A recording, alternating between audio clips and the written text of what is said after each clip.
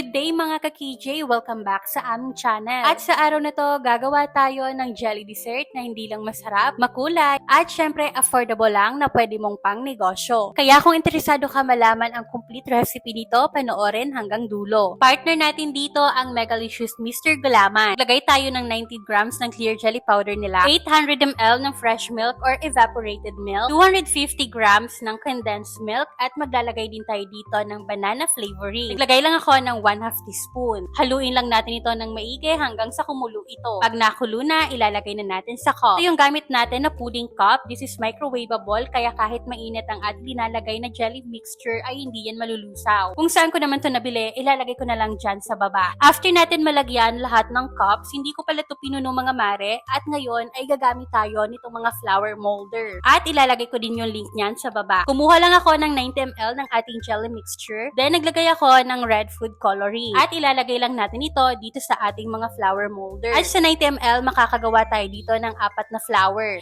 Bali, same procedure lang din ang gagawin natin sa iba pang kulay. Syempre sa kulay naman, kayo pa rin ang bahala.